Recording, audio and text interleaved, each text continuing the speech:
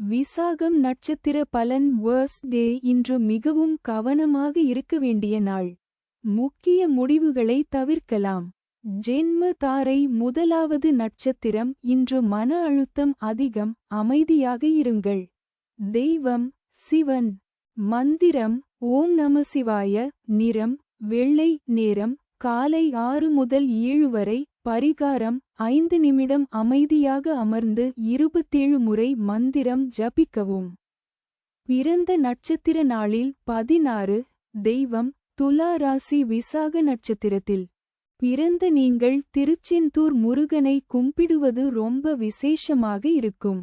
விருச்சிக ராசி. விசாக நட்சத்திரத்தில் பிறந்த நீங்கள் மேல்மலையனூர் அங்காள பரமேஸ்வரியை அல்லது முருகனை வழிபாடு செய்வது ரொம்ப சிறப்பாக இருக்கும்.